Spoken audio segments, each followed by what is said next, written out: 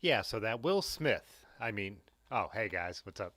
What's up, Dylan? What's up, Disco? Disco is in the room real early tonight. What's up, Malk? Large, Rick Urbanowski, Pudgy. Yeah, how's everyone doing? Let me see. How all the levels look good. I'm actually sitting down tonight. I've been up since, well, I hate, like I always say, I hate saying early, but early for me, and was shooting out at Metro, the Summit County bus. They were unveiling their electric buses, and I got there really early for the board meeting so I could do portraits of all the board members, and then this big announcement about having 100% fully electric buses. They're really cool. I actually made a video about them a couple weeks ago that went with this launch. So, and then just have been on my feet all day, and I usually hate sitting, but my feet actually hurt from such a long day. So, yeah, just kind of chilling down here right now. So, hey, what's up, Jay Dandy? Thanks, Large. JMZ, Jason Katz, what's up? Hey, Raymond. Doesn't this look great? It's like, look at all the real estate. I was talking about it on Friday. I know a few of you guys were here when I did like what was that? Like, it was early on Friday, right? Like 4:30, 4:30 in the afternoon on Friday. That is the first time I did it without like the full overlay since uh, early on before I knew about Stream Elements and all that. But I was just watching I think it was on Friday in the morning. Terry B was streaming, and he just had like nothing up on the screen. And he's I think where I found Stream Elements from, where he had like stuff happen when people became members. But I was just looking at all the screen, and I was like, that looks better. And the other thing is, I was mentioning, I realized my Fire TV could pull the chat up and have it overlaid on the side of the screen. The phone always has the chat up, or you can have the chat up. So I think every single YouTube app for every single device now can have the chat overlaid, and the chat will overlay. I have it set so it'll overlay in replay too, because there's it always surprised me because like some of you guys say like you only want to watch the stream when it's interactive, which I fully understand. I rarely go back and watch other people's live streams unless they're interviews or they're talking about a specific subject. So I get that, but it will overlay the stream if you're watching it the next day too if you turn it on. So I think it's better without it. And I never got it to look the way I wanted anyways. It wasn't super clean. The only thing I liked about having it overlaid in my program, it somehow was faster than the actual chat. So I have the chat on this side of the screen when I'm talking to you guys, and I could see the overlay where I am just in what it's sending to YouTube. The only thing I miss about it is most nights the overlay would actually be about 4 or 5 seconds faster, which when you're trying to interact makes a difference. But yeah, excuse me, I was eating pretzels, and these pretzels are making me thirsty. So yeah, I'm actually drinking. I walked across to the drive-thru to get a beer, and I got Commodore Perry by Great Lakes. As a beer, I've drank a ton in my life. You know, it's an old school Cleveland craft beer. Great Lakes is, um, but it's two things. Like I never get beers in bottles anymore. One, I've discovered cans are better for craft beer, anyways. Well, for all beer. But two, like always riding my bike, and if we're gonna bring a couple beers, I don't want bottles. But for some reason, I was like, it just sounded good, and Great Lakes has like a familiar flavor. They must use the same yeast in like all their lagers and IPAs, and so it has like a really familiar taste. So let's see, who didn't I say what's up to? Ah, Muskrat jumped in. What's up, man? Uh, Malk likes it without the overlay, so that's good. Farley, yeah, more room for maps, as Malk had said in the Discord. He was like, long as it means we can make the maps bigger, which is that's the same thing. When I pull up the bike photos and all that stuff, I'm figuring out how to get them like more full screen. I think it has a benefit. We still get to like um, acknowledge like the latest member, the super chats, all that kind of stuff. And like I said, I didn't change it. If anyone does like subscribes, becomes a member, super chats, all that stuff, and the English speaking dude will still pop up. So I didn't change any of that. So pretty much just rearranged it a little bit. But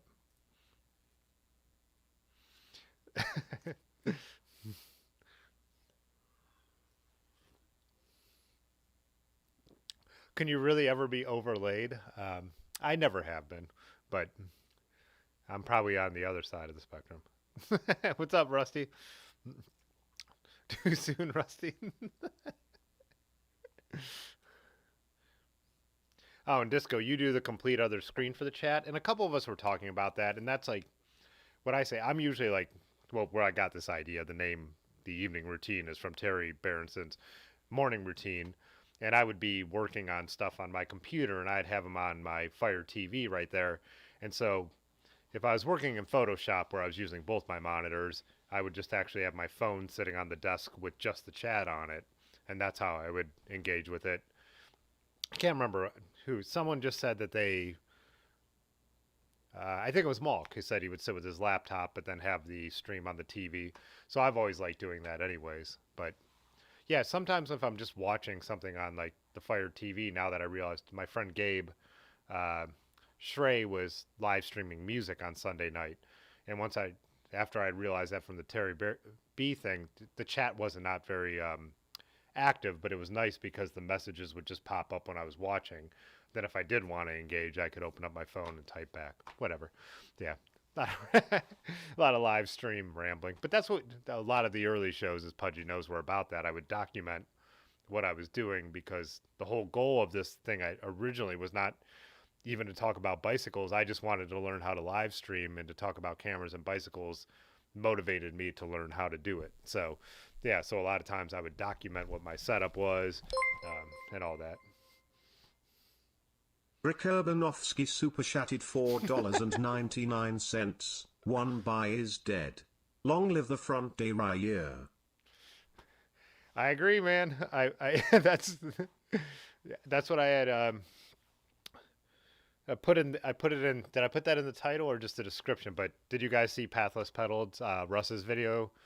That was from today, right? Yeah, about going back to 2x. It's funny because he runs 2x on the other end of the spectrum from me. Like, I like to still have the road gearing and the climbing off-road gearing, but I don't, where I live, I'm not like bike packing up giant mountains, so I understand why he wants it. But yeah, I think he made all good points, and I've always been a 2x guy, and like Rick runs some 3x's, and thanks, Rick. And I run, what? I have 3 bikes with 3x? Yeah. My winter bike, the Trek, which the last video, that's still got its original 3x.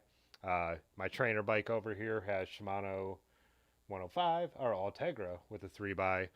And then that vintage Trek 500. I guess all my Treks are the ones with 3x's, which is random. Yeah, my 1983 Trek, which has like a 2007 group set that has a triple, which really makes sense on that bike, as I've said before.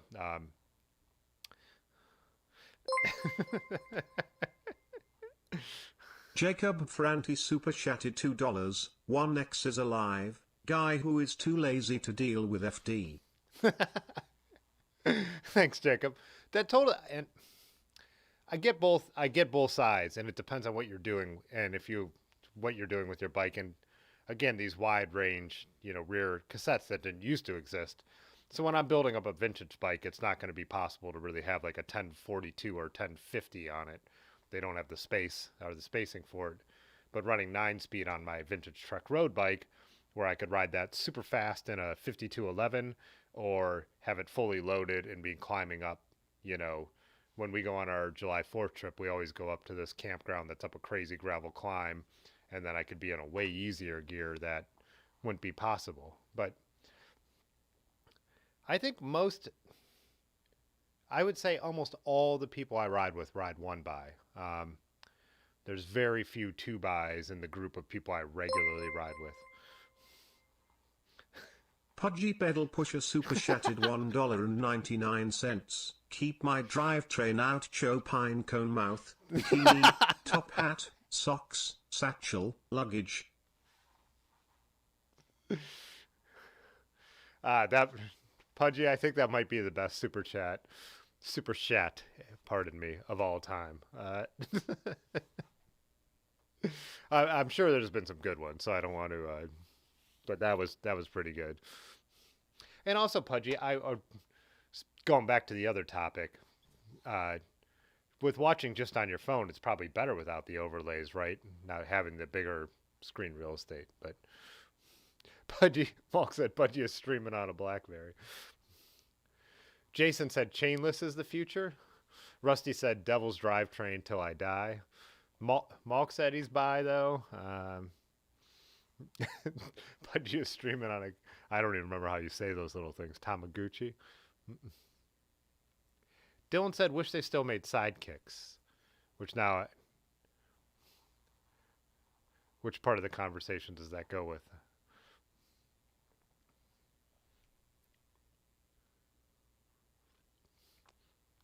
If one by is the Devil's Drivetrain, what is chainless? Um, Hare Krishna? I don't know.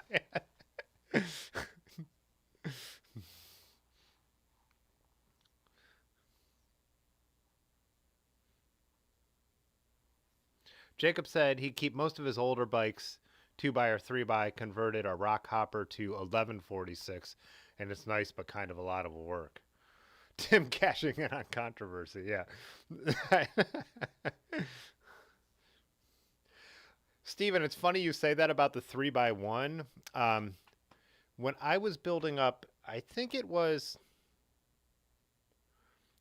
I built up a bike that I traded large for, a Japanese single speed, and I think I hadn't changed out the front yet, and it had either a triple or a double, and I'd put the single speed wheel with the single speed hub in, and I remember Dylan making that joke that I was drinking and doing it and it went over my head, but that I really did have sitting on the bike stand right here for a minute, like a 3x1. I believe it was that bike, and that's the only thing that makes sense. That's how that would have worked out like that.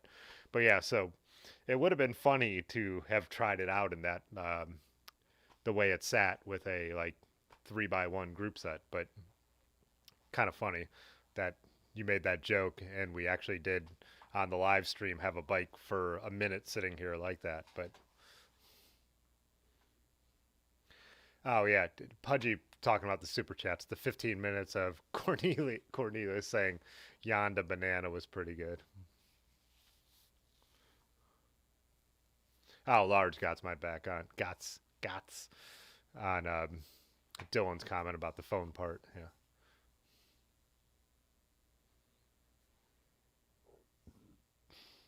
Sidekick was the phone that screen flipped out. That's right. Yeah, gotcha, guys.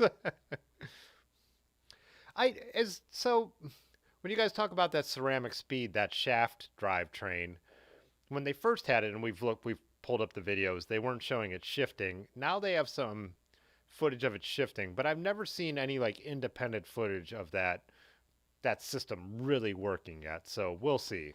And those kind of drivetrains actually exist. Well, existed way back. They had shaft drivetrains in the early 1900s on early safety bikes. So how do you super chat? I think there's a money icon. I can't see it because it's my stream, but I think there's like a dollar icon down there at the bottom next to the emojis. Yeah.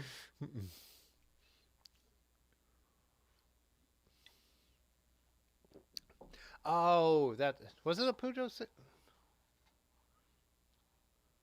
I'm trying to remember, Pudgy. Yeah.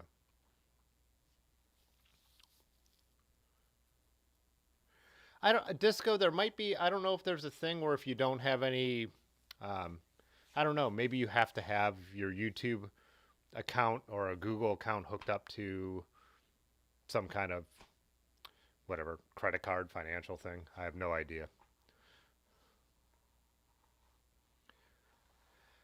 Jacob, I actually love so I know the comments are way ahead of me, but Jacob was saying he's a sucker for shifting the 2 or 3 by hate index on the front derailleur. I actually love the 105 3x9 I have on the 83 Trek. It's a 2007 group set, so I don't know the actual number, the whatever Shimano group set, but it is so great the front indexing on there, and it has like, and I know they still do this, but it's not as effective. It has extra clicks for trimming the front derailleur, and it's great. So as you shift through the front three rings, you can like slightly click down or slightly press up, and it just has like some extra trim in the derailleur, and that's one of the three by. That's my favorite three by group set. It's super practical. Like I find it weird even on my modern 2x11. There is a little bit of trim, but it's really hard to notice or use. Whereas that like group set for some reason, like I don't the trim in that lever, that left lever for the front derailleur is awesome. But yeah, but I get it. I went with on my on the other side of the spectrum on my winter bike. I just put a bar end for the front derailleur now because the shifters had just kind of become worn out. The rear one still works great for the 8 speeds that's on that, and that is what is that? A trying to think of the name of that. That's a mountain group set, but yeah, I switched to just a bar end friction for the front triple, which works great. Yeah, because this was the uh, wondering what group set it is. I have the old shifter right here. This one's actually not labeled, but this is what it came with. But I had to keep taking it apart. I've talked about this before, but as anyone who has these known, they get just like gunked up, and then you have to kind of flush them out and relube them, and it just kept happening so often that I just went to the bar end because you don't, I'm usually it's a winter bike. I'm riding that in the middle ring anyways, and then it's not that big of a deal to shift it into the other ones, and I have it on the surly corner bars, and so yeah, it's great for friction on that. But for some reason, the Road 105 on my vintage Trek works really really well with the triple and indexing. So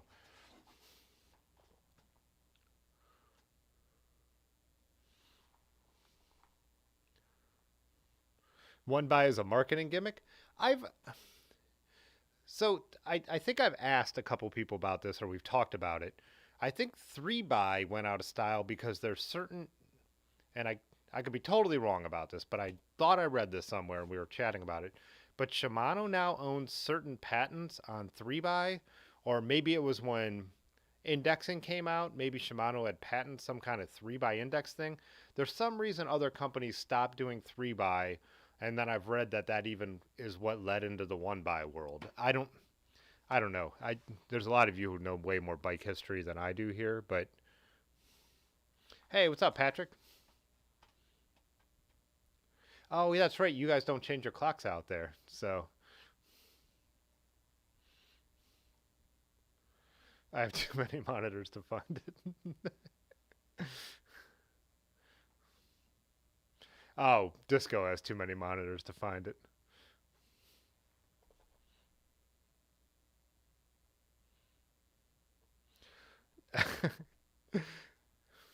Where is oh dang it. I always tell you guys this, but when I try and scroll when I get way behind on the chat, uh, sometimes it jumps on me.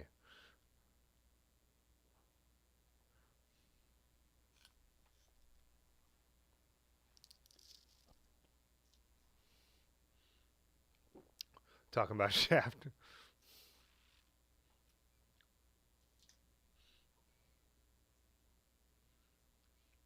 Oh, Disco, you figured out the super chat. It was covered up. Gotcha.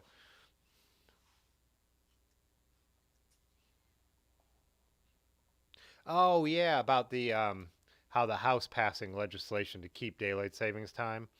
I hope so. Out here in Ohio, anyways, it would be way better. Man, we get those 4:30 sunsets in the winter. Like, what does it peak at? I think it might peak a little before 4:30 when the sun is setting at the darkest hours of winter. It's horrible, man. I'm glad the time changes to daylight savings time or from whatever it is when it gets later. I want that to be permanent. Oh, and then Pudgy was saying the Sora 2 by lever you gave Aaron has that kind of trim. So, yeah, I hope that works for her. We haven't gone. Well, I was talking about in the last video I posted the winter ride one. Her knee is hurting her, so she hasn't been riding, but she does want to get out on the pacer when she starts feeling better. And so that group set is on there now, Pudgy. So, oh, I don't even know if I told you that, but Aaron took her bike to Dirty River and had that Sora group set put on. We had originally talked about doing it on the stream, but I think she just wanted to get it all done really quick. So, oh, Jacob, you had an '86 Trek 520. Is that the one you had, Disco? You probably already answered this in the comment, but the touring Trek. I know the 520 is a little nicer than my 500 because it wasn't the 520 Reynolds 531. My 500 is Reynolds 501, and then it's the group set that is actually off the bike I have in my trainer now, which is an '07 Trek 1500. Uh,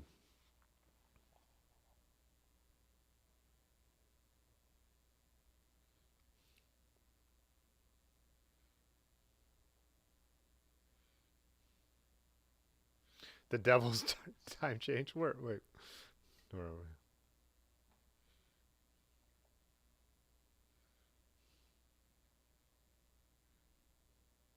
I don't mind the time changes. I know people complain about the time changing so much. Time's not real. Like, go to bed an hour earlier before the time change. I mean, it does throw me off for a couple days, but I just having the extra hour of sunlight in the spring instantly makes me happier. Like, really does. Hey, what's up, Baron? How's it going?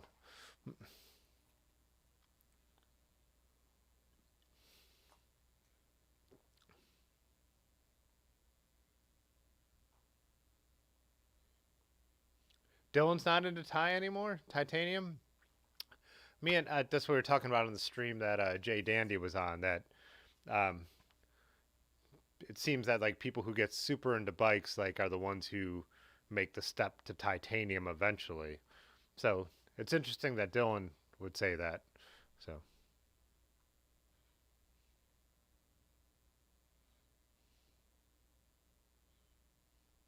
Malk needed another bike, but bought every bike Surly has.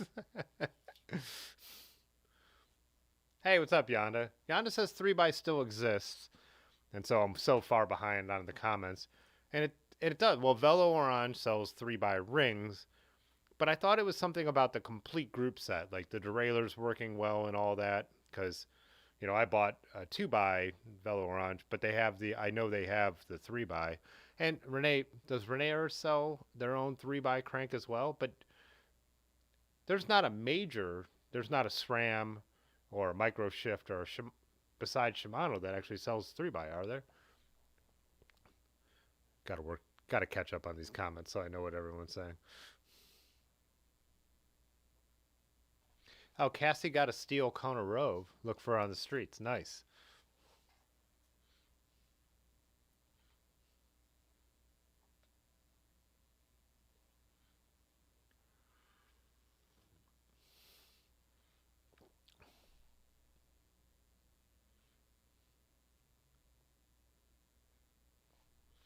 Oh, you guys are saying in Maine the sunset would be at 4 p.m.? Can I say trim before 10 p.m.? Oh, that's right, Disco. You had the 728. That's the touring bike with the long stays. Yeah. And that number did become one of the multi tracks. I think you're right. Yeah.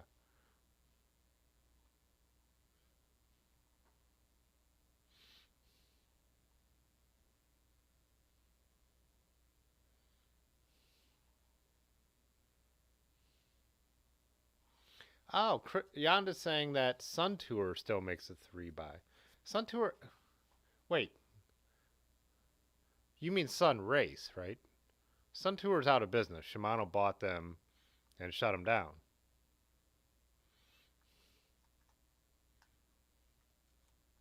Malk, your rally is 3 by. Who makes the group set?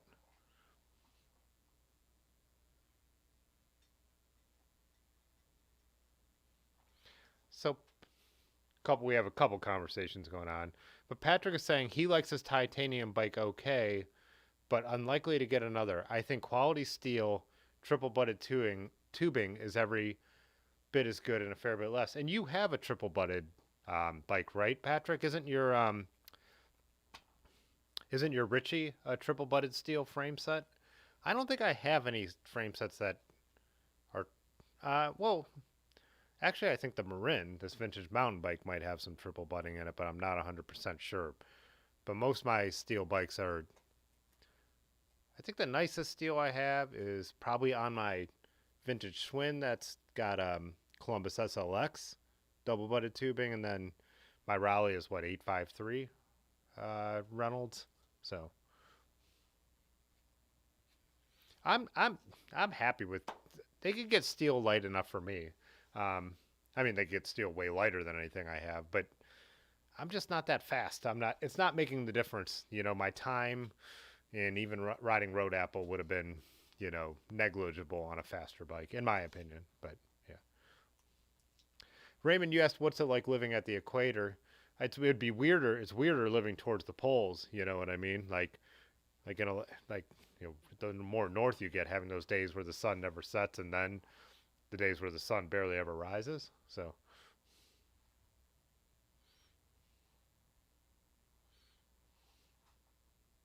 yeah, Dylan said blazing keyboards tonight.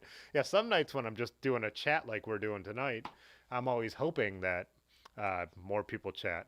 Tonight we got a good chat going, and I can't keep up. So oh, Yonda did say sun race, yeah, and he's typing on his phone as well. Oh, then Pudgy was saying about Malk's Rally. Yeah, because we've seen pictures of Malk's Rally that it is older than some of the members here, so that's probably old school. Um, Probably old school Shimano, I would think, Malk. It's probably similar to what we're talking about on some of my bikes. And then Patrick said, yeah, his Ritchie is triple butted. And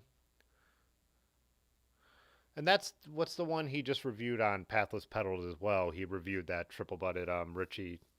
That was really cool. It wouldn't totally be my style, but I could totally see a certain kind of riding why that bike would make sense, like out west, like Arizona, where Patrick is, or where Pathless Pedaled in Missoula, or when he does all his traveling. Because, like you said, that room for the dropper. I just, me, I love classic triangles for the looks of it, but that the angle of that Ritchie to have that dropper looked like it would make total sense.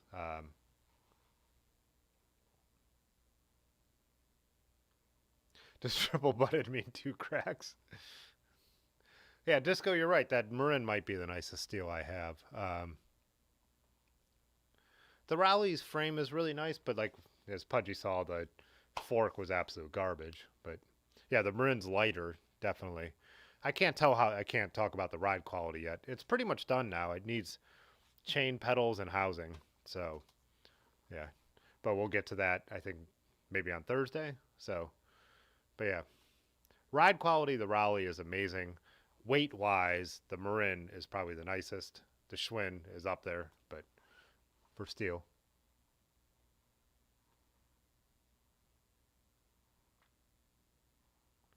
Chris said, Yonda, even though Chris is his name, I don't think I've ever called Yonda Chris in my life. But since his name is written out like that, it's making me say that.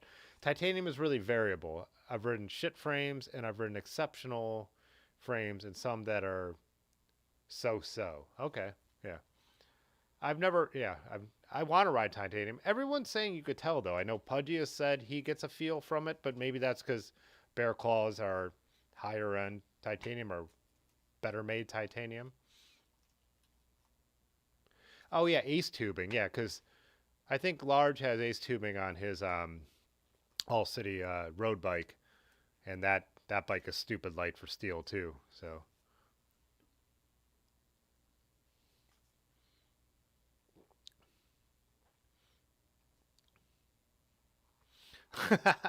Malk said his ogre is super light, only like 41 pounds. Oh, then Malk said his rally is 2003. Yeah. So your group set on that rally is older than the group sets I'm talking about. So yeah.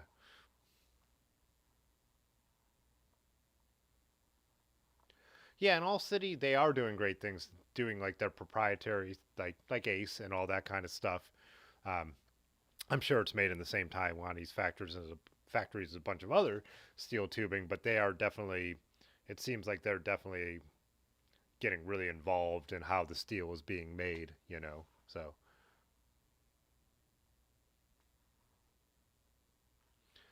Rusty was saying titanium is not rusty. It won't won't get rusty. So yeah. Oh, that's right, Patrick. The Richie Ascent. That's the name I was looking for. Yeah.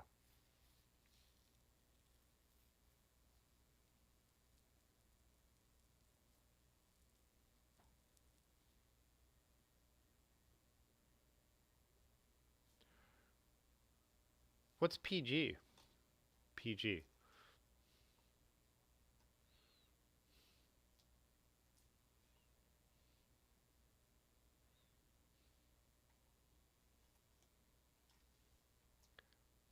I've never jumped. Rick, I know you've jumped into the virtual coffee outside on Discord.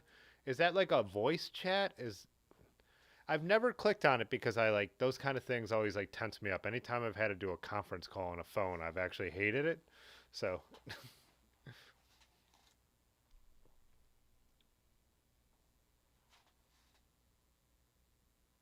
Rusty said he doesn't think a dropper is a big deal for gravel riding, even out west. Well, even when I was riding with what was I when I was riding with Dylan and we were doing a couple things, I think in Columbus and then maybe even at Hampton too, I was just noticing how even on my rally there are times when there was such a steep uh, descent out at like when we were doing like off roads. Yeah, when we were doing the off road stuff in Columbus, I don't need it for gravel riding like I normally do. But there were times when it would have been like there, yeah, like my center of gravity, like I was way too forward and way sketched out going down some of the steep stuff where I was like going down with the rear brake in full skid, fully locked out, and just kind of making my way down and leaned the way all the way back. So gravel's such a hard category to define. And like I said, I ride my gravel bike on the mountain bike trails around here. So that's where I could see a bike like the Ascent with a dropper making total sense for like all the weird stuff I do. Even even this Marin I'm building, I think it could make sense on because this is kind of a smaller frame just to get that lower. I mean, heck, the dude who just won Milan San Remo uh, did a road ride where he won on the descent and I mean, dude was just a killer descender, but he chalked it up to his dropper post, getting him lower, and making him be able to descend faster on a road ride. So, yeah.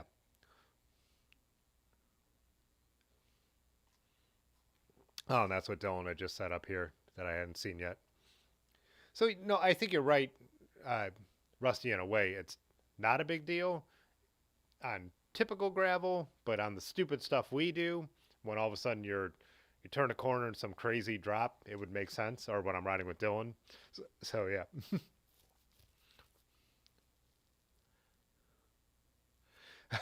Malk said he needs a dropper on the rally to make it easier to get up on the trainer. Hey, what's up, those tacos? He says his Trek 1990 420 is sweet steel. Is that would that be a Reynolds 531 frame in 1990? I'm not sure. And that what Disco said about titanium having a great feel is what I hear from people who really love their titanium bikes. So, oh, PG is Paradise Garage. Got you guys. Yeah, which I've been to a number of times. I just never thought about the acronym. Huh. I didn't know that either, Disco, that your brother worked there. Because, well, we stopped in a couple years ago on Ohio to Erie, but then I've gone a couple other times when I've just been in town. But we stopped in. I'd already flatted, so I wanted to have another extra tube. I think Large picked up a long sleeve technical tee. Aaron grabbed some snacks. So yeah.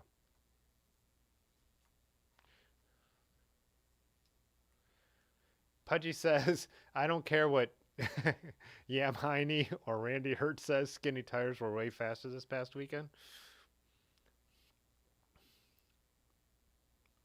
Yeah, I mean, when I get out on a road bike, like my 32s, even on my Trek, like it feels faster, but I don't know.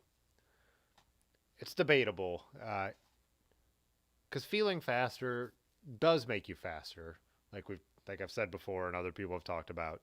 But a lot of the feeling faster is from road vibration. I agree with that, but I think I feel faster on my road bikes because their geometry is lower than my gravel bike and it's more aerodynamic. But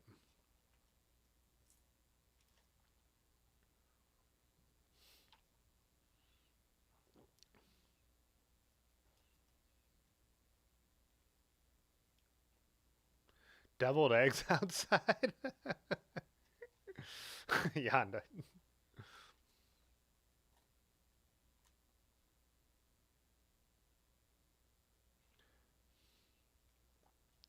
Buy Dogecoin says he's building a gravel bike right now. Can't wait to start riding. Nice. I just to me, like I've said a million times, the gravel bike. Half the reason I enjoy it is because our streets just suck around here. The roads suck, and I'm all in the cars don't care about you. So the idea of being able to not worry, like when I ride my, and it's been a while, but like when I rode the bike I used to have on the trainer, which is aluminum on 28s, or my what I consider my fast bike, my kind of a neo retro build of a vintage Swin. Um, like on 28s, like I just have to pay so much more attention, and that's just not what I want to do when I'm just like riding a bike. And so it's nice to be on my gravel bike or even the vintage bikes that I have squeezed wider tires onto, so I just don't have to pay attention to the road.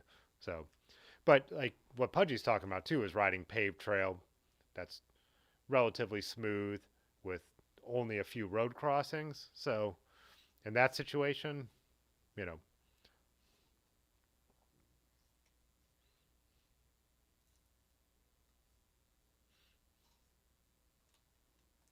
Does Taco says it's Reynolds, but can't recall the number. Yeah, and all Reynolds, I mean Reynolds doesn't make like garbage tubing either. Like, it's just they do like lighter, double butted, and then like just less expensive chrome alley. But the they don't make like any boat anchors. So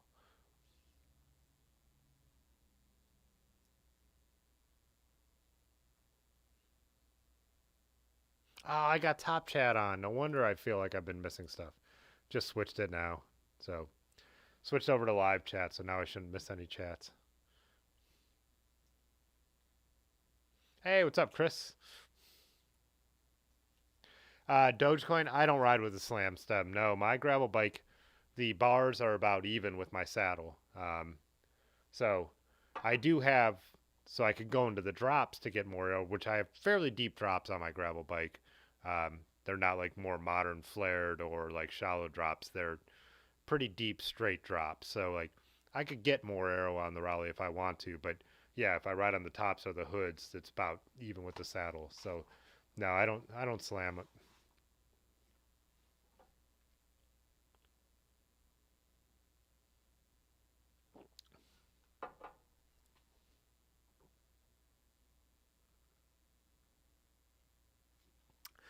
Doze, you don't think that running increases your bike speed?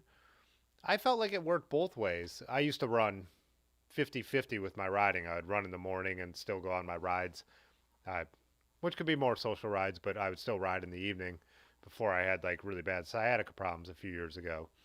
But I felt like they worked hand in hand. I felt like climbing, like running really benefited my climbing on the bike because that's where it became more like respiratory, and running is so much more like that. So I felt like I could climb hills faster because I built up all that kind of strength that way. So slam beers, not stems. That would be a great shirt, Rick. If we could, someone could draw up something that like visually represented slam beers, not stems, that would be awesome. I love that.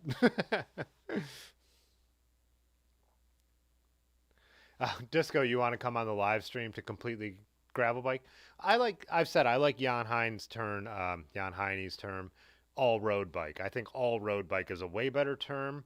We're not going to get rid of the term gravel bike, unfortunately, but yeah, like I've said, the stuff we ride mostly isn't gravel. We just call it, it's the unpaved stuff, adventure bike, alternative cycling. So I like all those terms. All road bike, I think, is great, but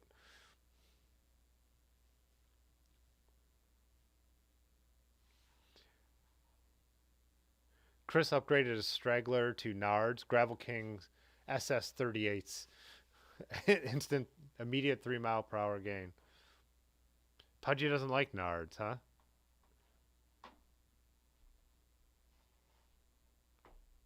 I've never had those. I remember. Oh, from stock Nards to Gravel Kings. I got you. I misread that. So, yeah.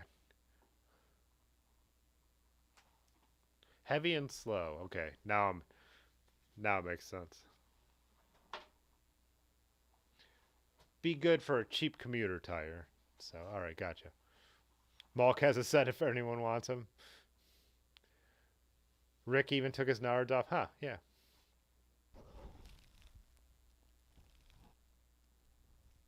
There's a nard. There's a nard graveyard somewhere.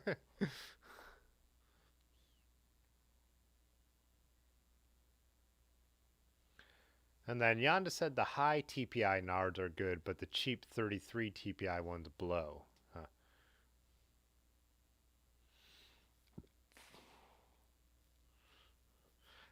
Punchy said running makes his thighs rub together, and then he just wants bacon.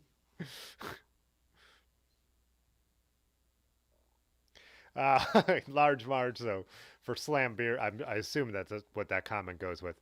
For Slam beers, not stems, just Ryan Hughes' face. Micah would be into this. I'm going to write this down and see if Micah has any ideas. I have that guy working overtime for me lately. He's already got his own stuff to do, but uh, Micah has done a bunch of work for me to get new stuff. I'll show it in a minute, but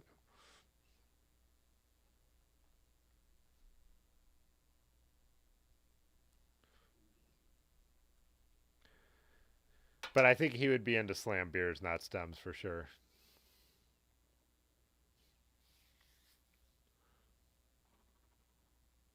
Oh, Rusty, you rode with E last week. I want to get up there and do that too. Rusty said he rode some industrial gravel with E, and I always followed the Joy, like E and all the Joy Machines guys' rides, and I wanted to get up to Cleveland and do some of that kind of industrial gravel that I see all the photos they take in Cleveland of. So when the weather changes, I think it's starting to change.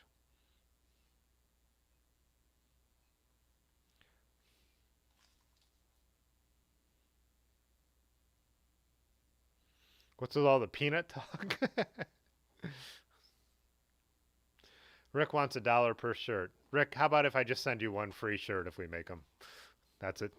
It's my final offer. What time is it? We've been, dang, 42 minutes of rambling without even getting to the photos. Well, this is great because I had no plan for tonight. I wrote down like 3 things to talk about, but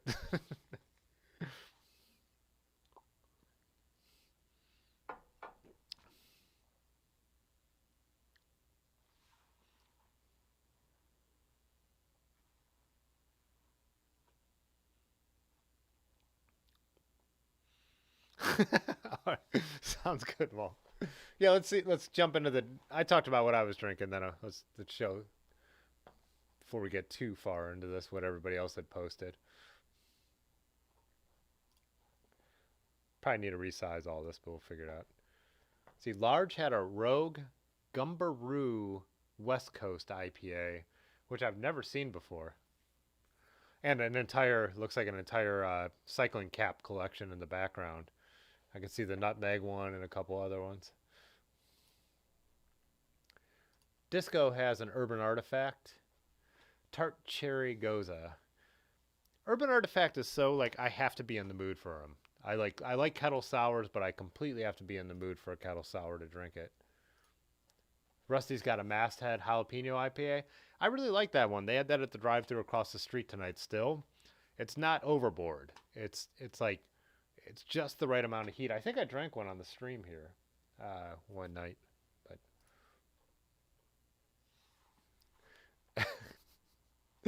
don't with the video. That'll get me kicked off YouTube. I'll play it.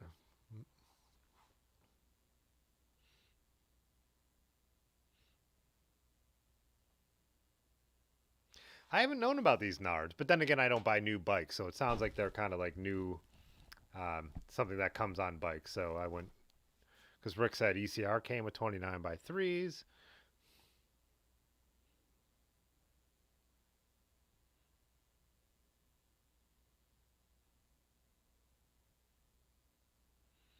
Malk, are you drinking a PBR?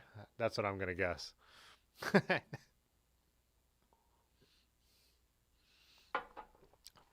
Oh, and Chris, I finally remembered to load the new break video on with your name on it. So yeah, appreciate you. No maps till after 10.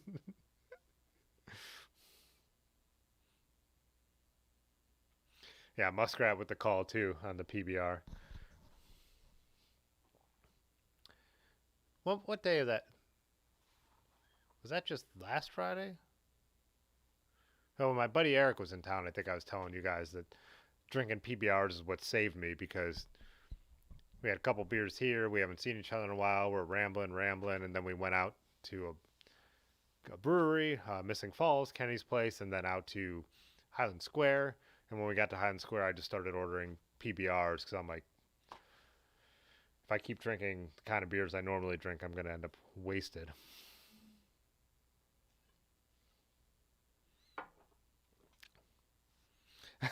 Jay Dandy. Never too soon for maps. Fun for the whole family.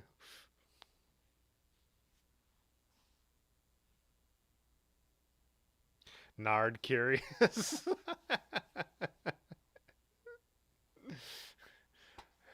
Yeah. I mean, I know about Nards. I just didn't know about the tires.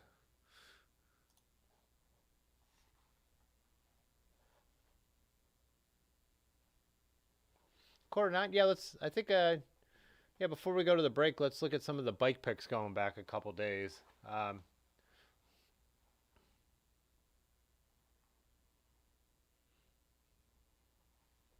You, you guys can keep talking about Nards. Uh, go look at some bicycles.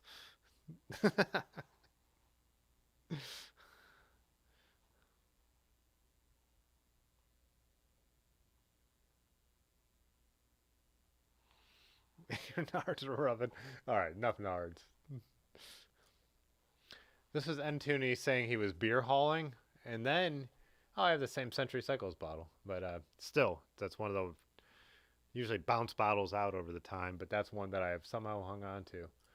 And then he got ready for Barry Roubaix, took the racks off, and everything.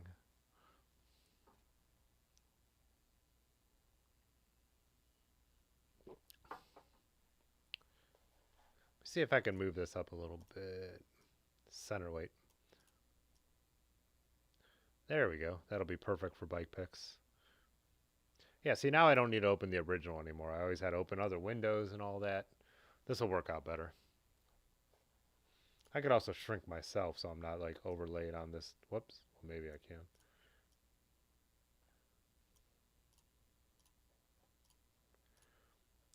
Bear with me while I mess with this setup got going on.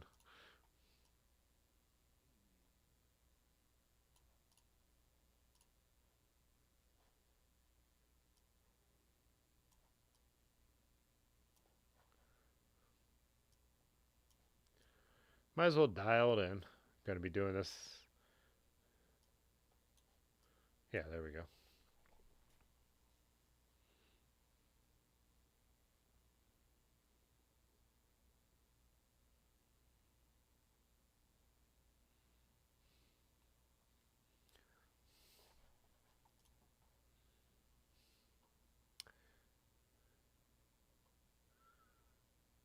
Where was Rick at here, too?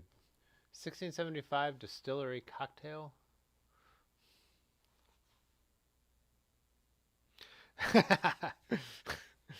Jay Dandy feels like he's at the Blue Moon with all this Nard talk.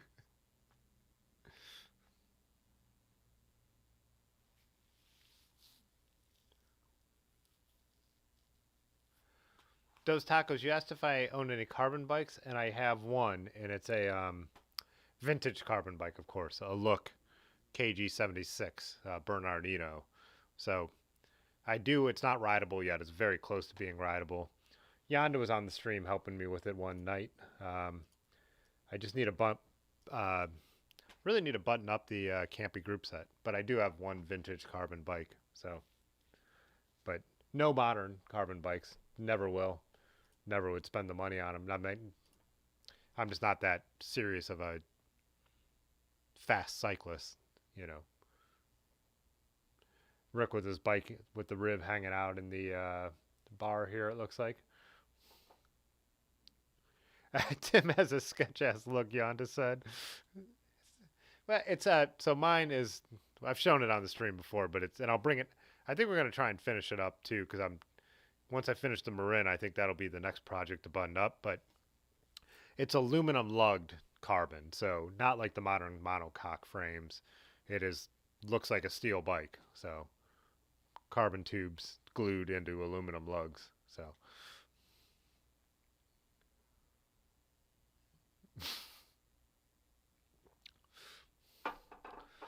holy weapon stem length, Batman.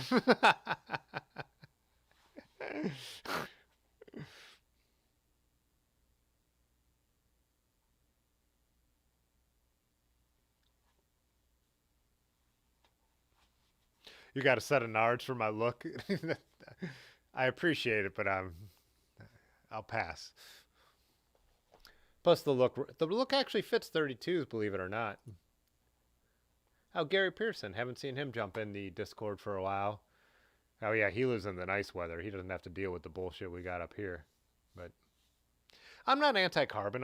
Like you guys know, I love watching professional racing, and I understand why they ride carbon bikes on carbon rims. And I have a carbon fork now on my Rally. I switched it out for a carbon fork, and it made a huge difference. So I'm not anti-carbon. I just $10,000 race bikes are just not something I need in my life, and even gravel bikes, it's not necessary for what I do. But I rode, I made that whole video about riding Otis's, which I think he's since sold.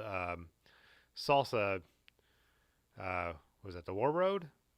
I just don't like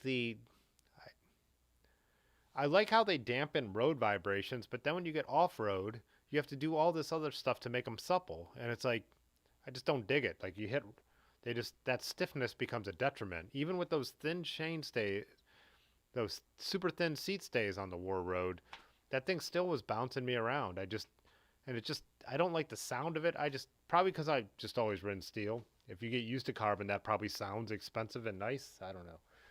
I'm I'm not anti-carbon. It's just for people who want it, it's just not my thing. So I thought this was a cool photo by Chris too. Here, I mean, like I always say, you should ride what you like. I never try and convince anyone of anything unless they don't know what they're talking about and they've just been reading or watching GCN. Then I'd maybe try and give them some advice. Like with all the bags I'm going to put on my bike and the stuff I'm going to carry with me, it just doesn't. It's not worth the weight saving, you know.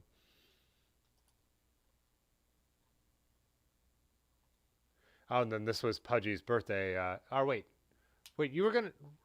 I'm trying to remember. Were you going to do a century and you ended up doing 60 instead here? Oh, we could play the video too. Can I make it full screen? Yeah. Come on! You're almost there, only like 20, 46 miles to go. Nice.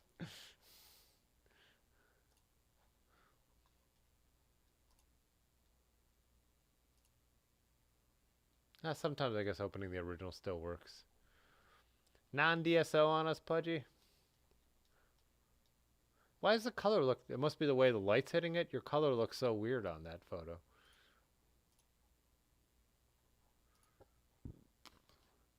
Oh, the bag does look good on there too.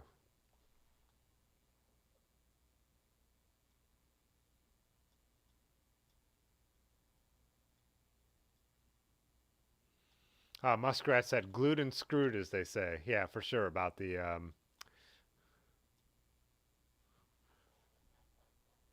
I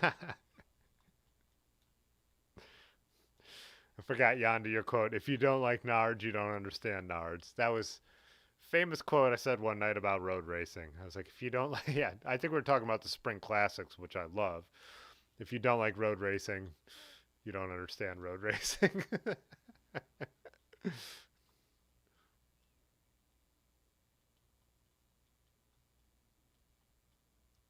Yeah, Muskrat, you have a bike like my look too, right? You have that. Don't you have a vintage carbon allay, specialized allay we were talking about?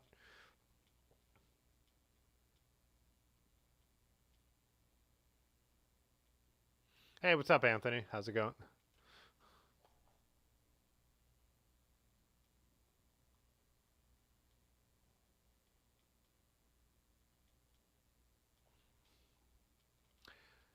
Yeah, same question. So Al asked, "What do you think of the walk and bike advocates?" And Rick asked, "What's a walk and bike advocate?" Yeah, I don't know what that is either. Yonda said, so going back, he's too fat for his carbon bike. Sold, too fat for carbon. All steel now. Oh, that's right, Pudgy. You were doing a metric century. That's the photos we're looking at by Pudgy. Pudgy now on his metric century. And did you see? He did get the Fitzwater Cycle sticker up there. So.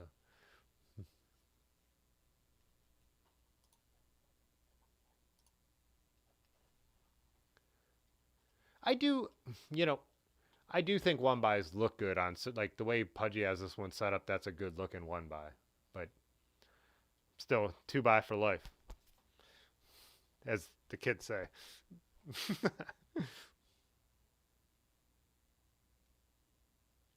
Oh, you said people trying to make our place more walkable and bikeable.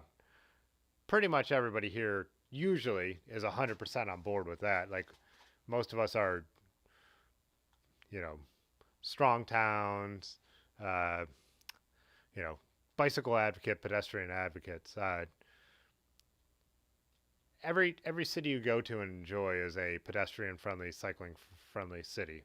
I just today sitting on the electric bus doing a photo shoot with the person who runs Downtown Akron Partnership, Susie Graham. That's exactly what we were talking about. Like getting rid of these stupid one-way streets in downtown Akron and getting more bike lanes in and people driving at speeds that don't like make it so, if you want to get across the city commuting on like if you commuting, you want to get there earlier, leave earlier. That's the only way to do it. Yeah. So that's all of us, most of us. I don't want to speak for everybody, but so did someone ask how much I ride a day? Anthony asked how much I ride a day. Um, a typical week for me is around 100 miles, but that just so fluctuates. Like I don't have like today I only rode 5 miles. Tomorrow it's supposed to get nice. We have our typical group ride. And Aaron was talking about riding before that. Will probably be more like 30 miles. I don't have a typical miles a day at all. Like if I have like photo gigs that I could ride my bike to and no other time to ride, then maybe it'll be a 10-mile day. But yeah, we go on tour, we go on trips, so where I'm riding 100 miles days. So yeah, all over the place. Yeah.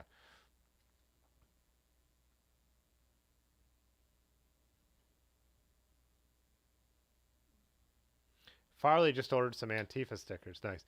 I don't know if I showed you guys, but when all that stuff blew up about Antifa, I didn't know what it was, and I went at their history, and it was like came out of Anti-Racist Action, which I used to go to their meetings in college, and I have all these old Anti-Racist Action patches. Should put them on eBay. They're old punk rock patches, but I had no idea I was a Antifa member. But yeah.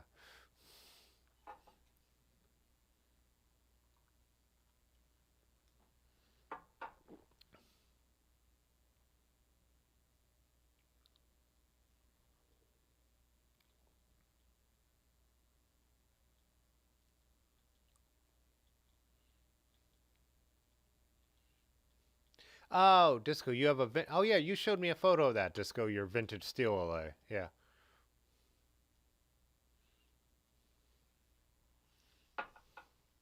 Yeah, speaking of, yeah, I did list these finally. These are on the website, so if anyone would see where, go to full screen for a second, Pudgy. Wrong button. These are on the website. They're just cost. They're $1. So, as I explained on the Friday stream, I put a post of my friend Josh drew this in a different format. So I cut one up and put it on his old bike that I ride.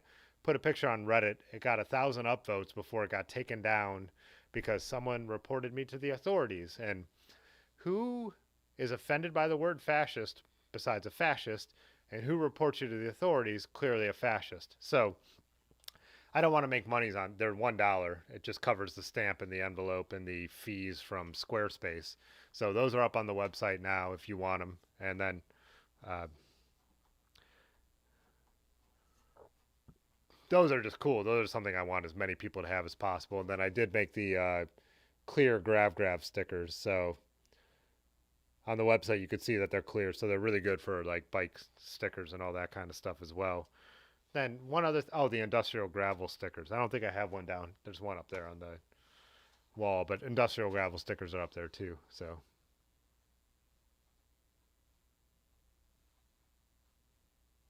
oh, that's what Rusty had. Not Just Bikes is a great YouTube channel we were talking about. So, Rick, you can pierce my nipple before you take my triple. Quit while you're ahead, Rick. Slam beers, not stems. Now you're really pushing it with the you know.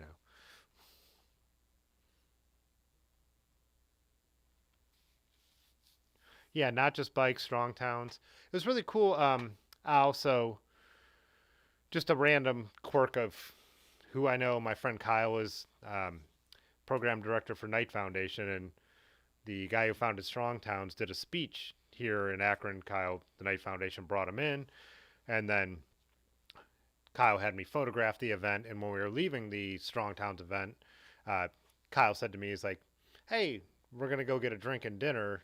Do you want to grab one?" So I got to hang out with that dude, and like me and Kyle were really like we're I don't know if we were annoying him a little bit because it's what he does and it's his passion, but then we were like just so trying to apply everything to the city we live in that we're so passionate about. Well, Akron and Cuyahoga Falls and all that stuff. So yeah, awesome.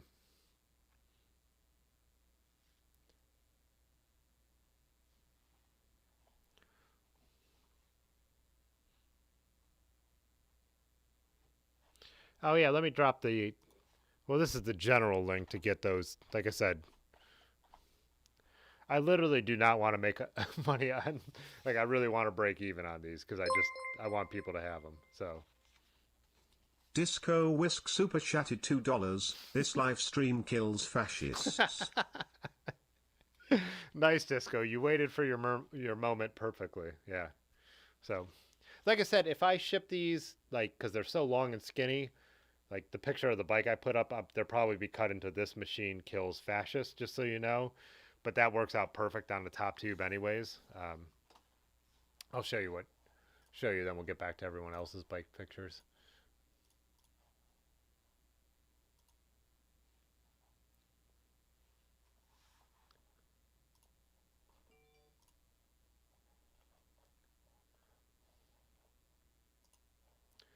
Yeah, so this is the photo that got me in trouble. Like got my post taken down on Reddit, like for violence. So someone reported me for violence. And for those of you who don't know, this is a Woody Guthrie quote. This is what Woody Guthrie had painted on his guitar. So the fact that you could be offended by this, and it was a bike commuter group, and most people were like, either like, "Oh, I love good Woody Guthrie," or "Oh, I love this is perfect." And then one guy tried to gaslight me with like, fascism is actually a left-leaning political perspective. It's like, how goddamn stupid can you be? It's the definition of as far right as you can go. It's yeah, whatever. So,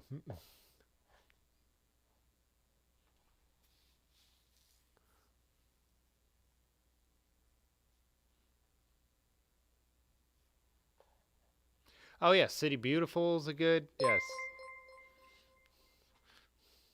Rusty Shackelford Super Chatted $2. Phew, you are. The way you pronounce that K, I wish I could replay that.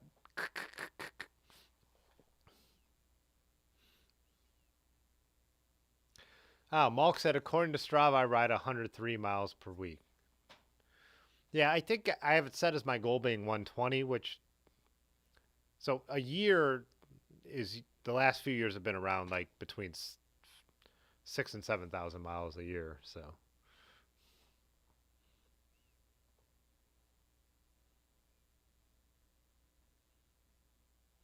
I didn't skip the pic you like, did I? I thought I had your Xenia station photo up there. No, we just didn't get to it yet. Hang on, Pudgy. By _ Dogecoin Super Chatted $2. Just bought 2 stickers. Love you, bro. He's not lying.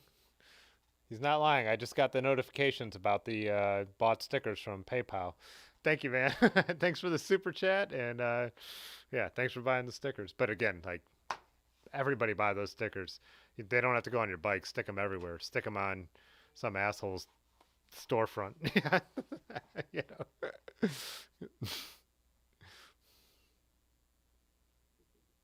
Hey, what's up, Gary? We were looking at your bike earlier. Oh, I need to pull up this photo by Pudgy before he really gives. That is a good photo.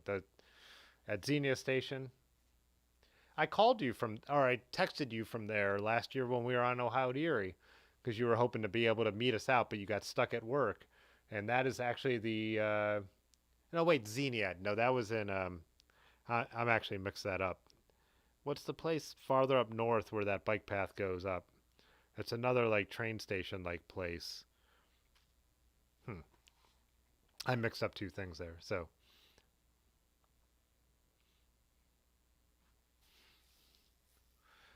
stick them on Rex Pierce nipples.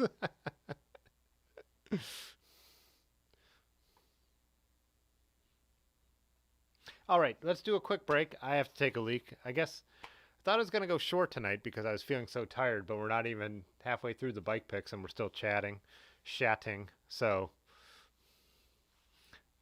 oh, Urbana, Pudgy. You're right, Urbana. That was like, it has that kind of look, though, like the way that you go in that building. I'll need to pull up a photo. But yeah, let's take a quick break. And yeah, come back in a second. Let me switch to the new members video. Let me know what you think. Let me know what you guys think about this new members video. I know you will. I would just like to take this moment to thank the channel members whose names you see on the screen right now. Their financial support really does make it possible to continue to grow this channel. We will be back in a moment, so it's time to crack open another tea packet and start letting the F-bombs fly. Thanks, everyone.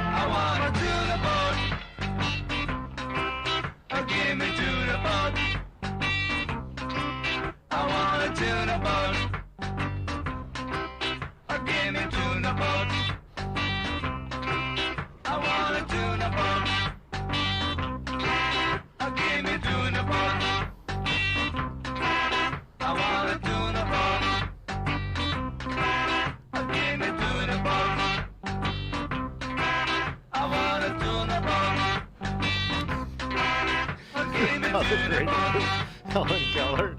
That's a good one.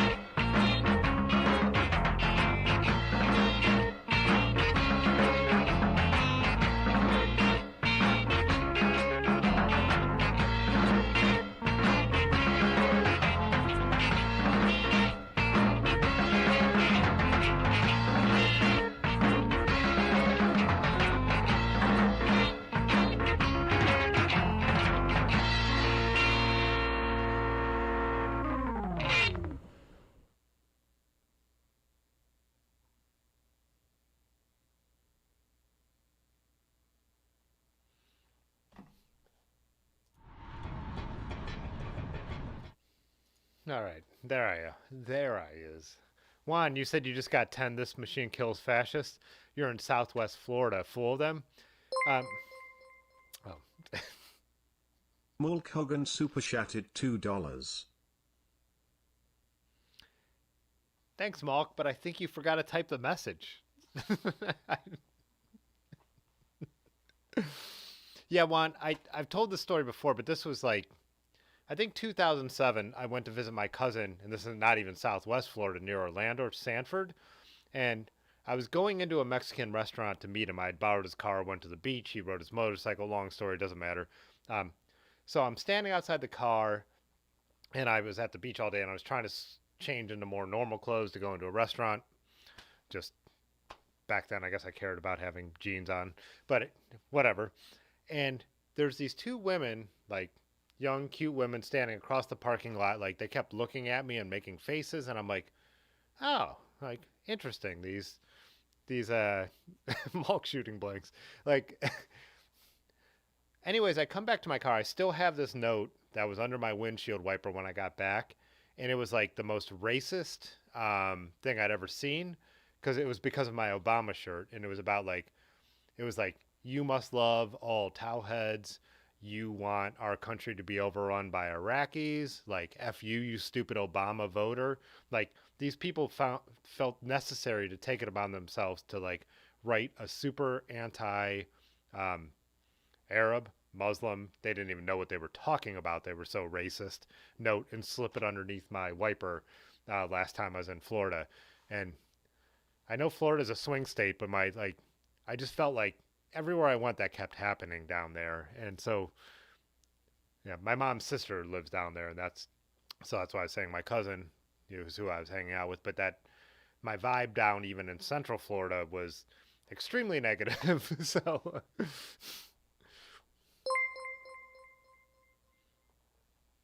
Mulk Hogan super chatted $1.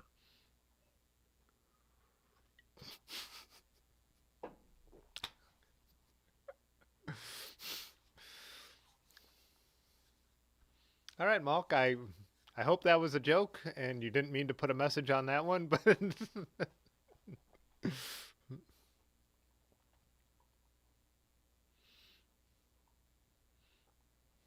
Malk is drowning in a pile of Surly's. Malk powered by PBR. Yeah. I know I missed a couple other comments. Oh, Joe G asked Sam Hilborn versus Crust Romeo. I definitely couldn't answer that one myself.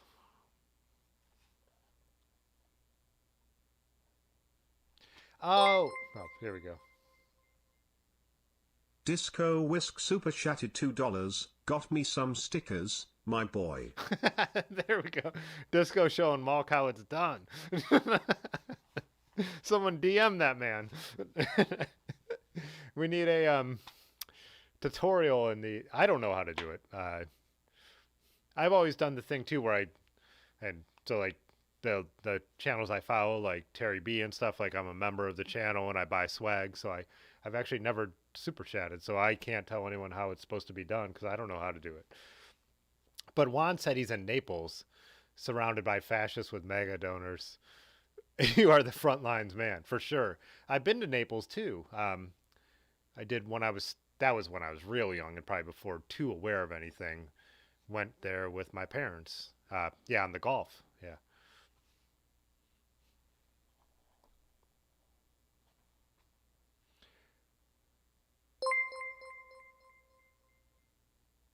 Dylan Casson super chatted $1.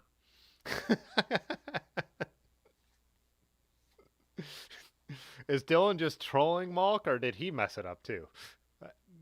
I would assume trolling. Yeah, I assume that Gulf side of Florida. It was interesting, Juan, when I had a gig in Tallahassee this year, and I didn't know really what it was for. And it turned out to be for Star Media, which was right wing. So I shot a video of a guy interviewing like a right winger who has written these books that are like pretty out there. But Tallahassee, Pudgy Pedal Pusher Super Shattered 99 cents. But Tallahassee itself was super liberal, which is weird because the seat of Florida government, which is fairly conservative right now with DeSantis and all that stuff. But Tallahassee was this cool college town that was very liberal. And when I was interviewing this, the person who was setting us up for the interview was talking about like they won't even let the Florida State kids carry guns on campus. Like that was like a huge like negative. It was weird. It was weird. So I guess probably Columbus is a little bit like that too, right? Pudgy and Dylan, like where Columbus has a very young, progressive city council, but our government that sits there for Ohio is extremely conservative and backwards, in my opinion. But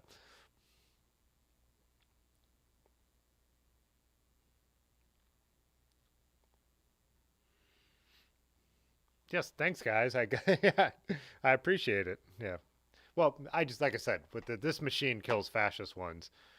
Uh, I'm really just trying to get those out there. The other stuff will benefit me a little bit, even though they're cheap. You know, these I just think are cool. Micah drew this logo. I want people to. They're still inexpensive, but. Chris Alto Super Shattered $1.99. How do you drive this thing? Chris has got it figured out.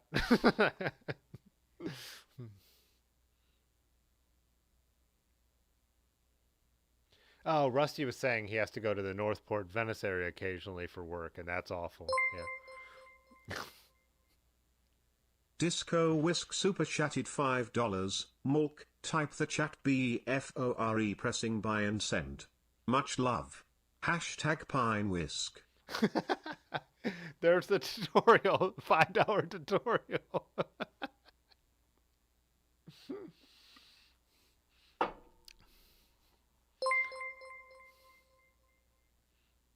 Rick Urbanovsky Super Shattered $1.99. Bling.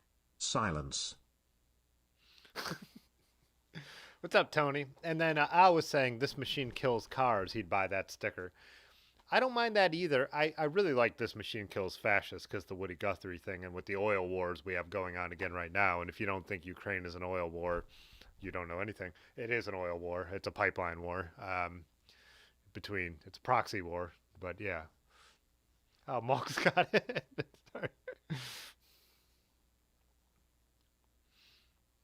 Oh, is Malk's not going to pop up now after all that? Oh, there it is. Mulk Huggin Super Shattered $5. Oh yeah, I figured it out. Nod nod nod maps maps maps. My other messages were so much better.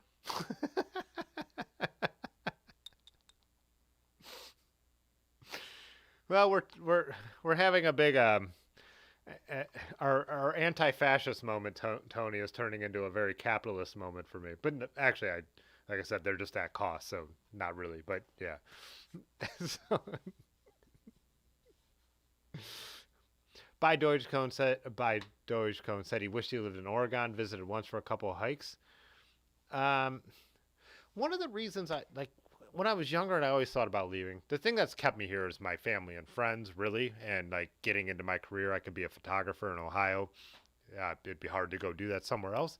But one of the other things I've thought about, and I don't know, maybe this is something, Rusty thinks about moving back. I know it wasn't his reason, but like Ohio needs us.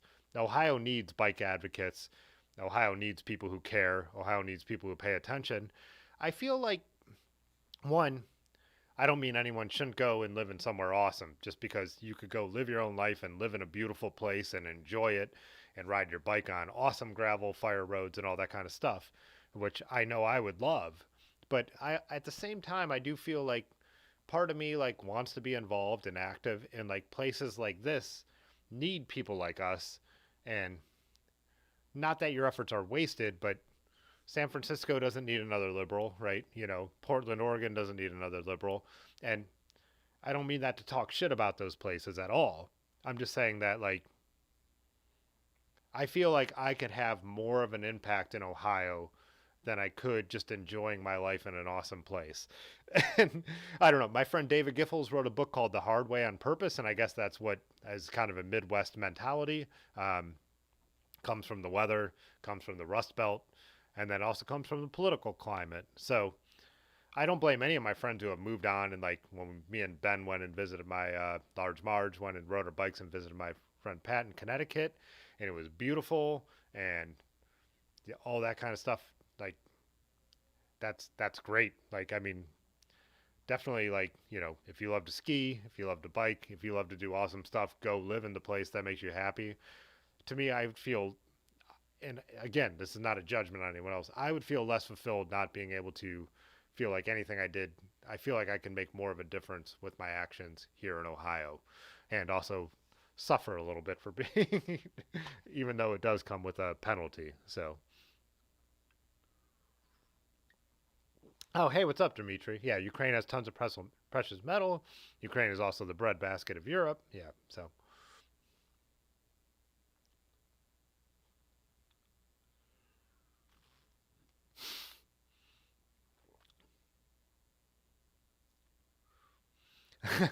I'm going to spend the whole day tomorrow shipping these stickers.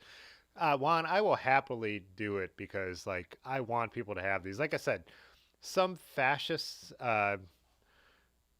they were offended. Like, if you're, if this offends you, you're a fascist. Like, why? Who's offended by this machine kills fascists except fascists? So yeah, I'll be happy to send them out. So, oh, Patrick, you said two more of your friends are moving to Cleveland. And Large asked when Rick is moving in. So. Chris said he loves the Pacific Northwest, but the rain in Portland just killed him. That's one of my things too. Like it rains a lot here, but like the UK too. There's some people who watch the channel who are from the UK. I don't think so much live streams because the time difference, but people who chat in the comments on the videos. That would be one of my things. A channel I really like, the Bike Challenge. He makes pretty cool videos. I've shared a couple of them in the Discord. Um, that constant rain from the UK, like yeah, that kind of stuff would wear on me. And same with the Pacific Northwest. But then again, sometimes our Ohio winters are gray and 35 and rainy for a long time too. But so it's hard to say.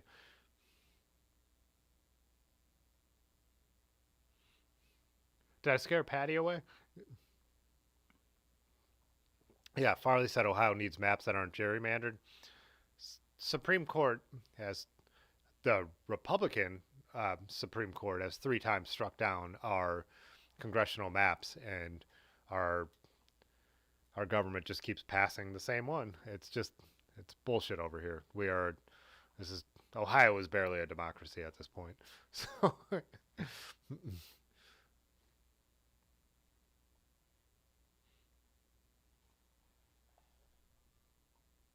Chris also said that's it. He's moving to the Rust Belt. Yeah. I mean, we joke about it too. Like the guy I was talking about, David Giffels, who wrote The Hard Way on Purpose. He was giving a speech, like a question and answer and a reading here in Akron. That's where he's from. Uh, about the hard way on purpose. And he was like, we have a question when anyone moves here from somewhere else. And everyone in the audience at the same time said, why? And it's not a why that's like super negative. We are self depreciating here. Um, but at the same time, we're like, we also find it special. There is unique stuff about living in Akron. It's 10 miles for me and Large to ride down a path and be in the national park. You know, it's not, it's definitely not Utah. It's not Arizona. It's not Colorado. But like, it's also not horrible. It's cheap. It's super cheap to live here. Like, it's tree lined. Everything is covered in trees. But yeah, there's a lot of negatives. But yeah, buying houses. I own 2 commercial buildings that my studio is in with a 15-year mortgage, and there's no way I'm doing that anywhere else. And I just mean me. Like, I'm just a photographer, videographer, and I guess now YouTuber. But yeah, so Tim will just waste the money on old bikes. Almost a Large said almost enough to buy a new front derailleur. I like that. Yeah. Oh, Dimitri asked if YouTube takes a cut of it. Yeah.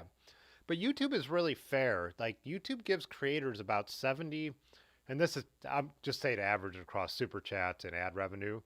YouTube gives creators about 70% of the money that's made on their channel. So, which if you compare to that to like any other social media, that's huge. Like YouTube, that's why I don't focus. That's why I don't post a lot of video on Instagram. Instagram just takes that stuff. Like, um, YouTube is very good to their anyone who is wants to do YouTube. So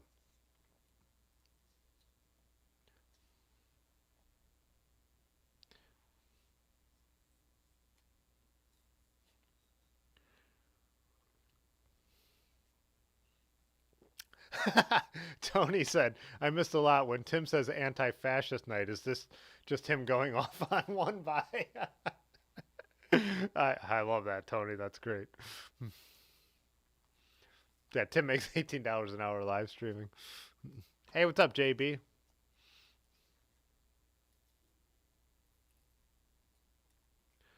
Yeah, he said, preach it, brother. So many people have left small towns for big cities, and let's hope the reverse migration during COVID brings a lot of purple to the country. Yeah.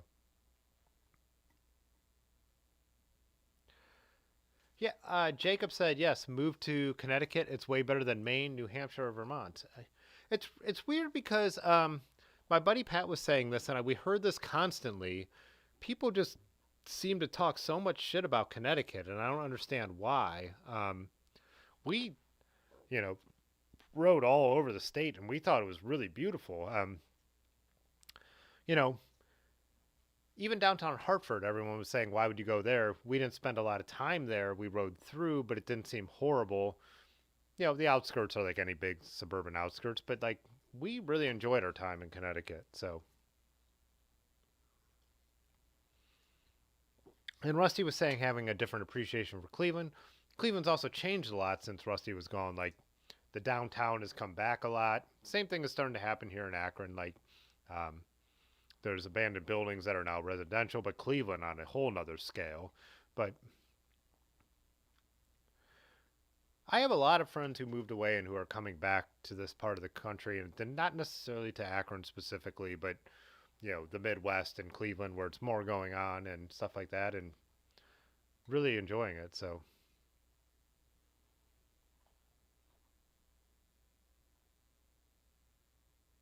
Stephen Grayduck said Minnesota was amazing. Bike culture. We've talked about that on the channel a lot.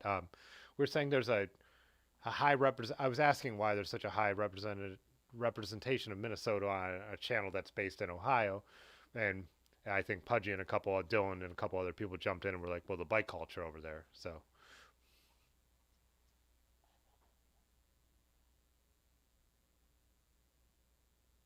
oh, Jacob, you're in Maine. Yeah, I've talked about this before too, but I have an ex-girlfriend, and it's like an ex-girlfriend from when I was really young. So we've been friends for already over over a decade and a half since we dated, who lives in Portland, Maine, and on an island in Portland, Maine, has always told me to come up and visit. I was just hanging out with a friend who has gone and visited her. He's like, "Yeah, you've got to go up there." And she's always like, "Bring your girlfriend, come up, hang out, stay at." She has a house up there.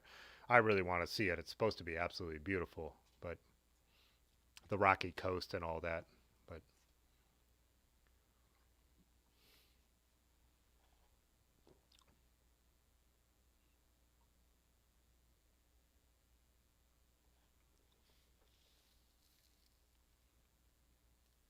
yeah, I our some of the cities in Ohio are doing all right on bike culture.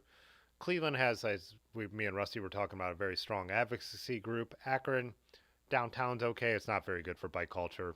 We ride around here. We have fun riding around here, and if you watch my other videos, you could see we find cool places to ride.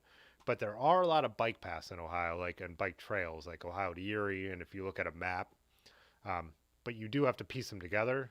But you could also piece together a lot of the country and get good rides in. Large Marge is really good at pulling that off for us. But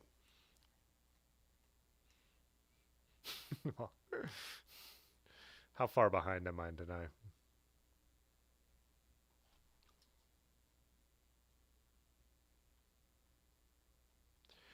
Rick, you would get in a fist fight every day in Ohio for sure because Philly has a bravado. I think Rick kind of encompasses like a Philly mentality, but it's like nice. Everywhere we went, everyone was nice. It's not like Boston where everyone like you really feel like they want to fight you. But not that I haven't met nice people in Boston, but yeah, there's a different attitude in Philly. It's very similar to New York, a little different, but yeah, the overly niceness of like Ohioans is different in Midwesterners. The old school Great Lakes, should I say now? Because now the Midwest is people consider themselves from the geographic Midwest to be from the Midwest, but the real original term is Ohio and Indiana and Michigan and stuff like that. So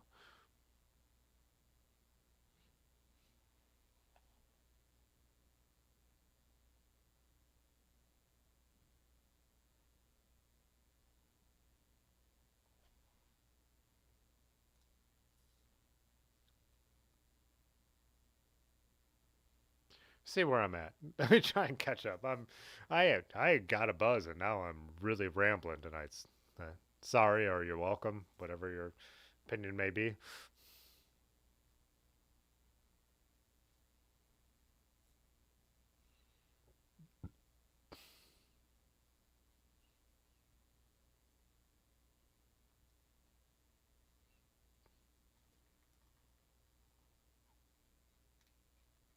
Disco, you don't think so? Columbus has a lot of cool riders and great community, but the city is not bike friendly at all. But there's bike routes in Columbus. Like I guess we've always felt I guess compared to Akron and Cuyahoga Falls, I felt really comfortable in Columbus. Like riding with Dylan, he knew all these great routes, but then there's also those cross town routes that have full bike lanes. I feel like they feel really comfortable to ride on, and a couple different trails crossing with the rivers. But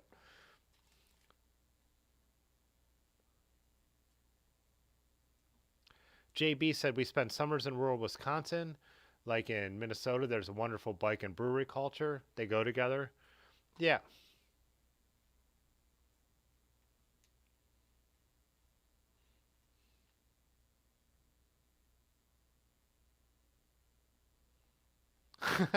Hey, what's up, Alejandro?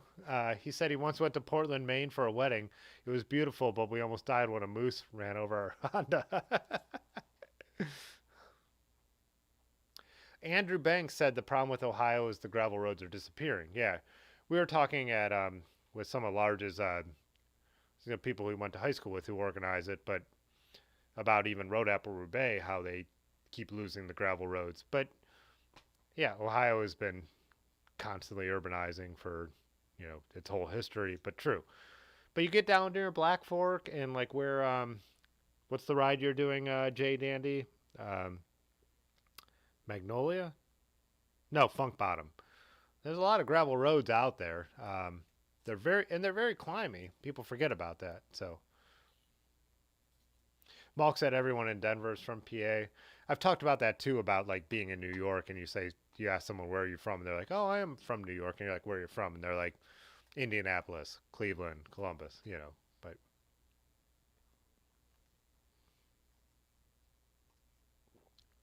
oh, Jacob said he had a XGF in Montana, call Montana the Midwest. Yeah, this is the Midwest. Like it's not geographically the Midwest, but that's what it means. The Great Lakes, but that's why I'm trying to transition to saying the Great Lakes, right? So,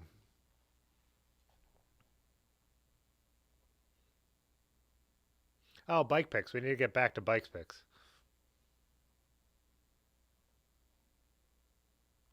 Andrew says bike paths are boring. I agree with that to an extent. So, we're trying to plan like our 4th of July trip and doing like Ohio to Erie. People actually complain in like the groups about like where it goes into Amish country and it's not on bike paths. I love that kind of stuff.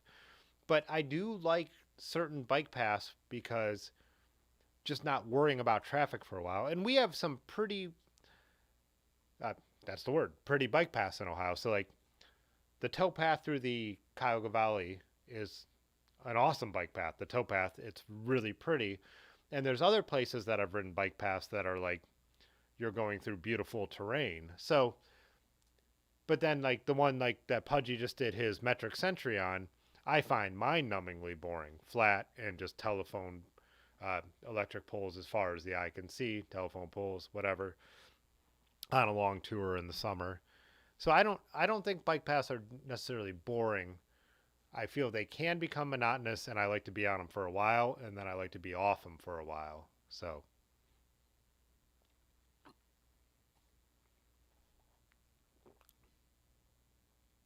wait, where do we go? I missed a.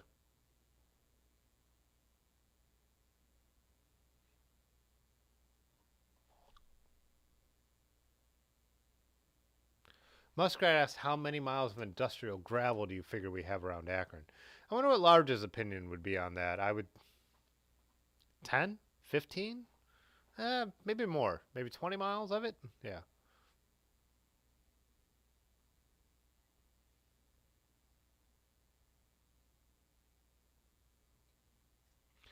Steven said, "Can I do polls? I can throw a poll up here, but I need like specific um, options to throw up there." Dimitri, you out? Have a good night. I hope you're probably already gone. I wish I would have said goodbye earlier.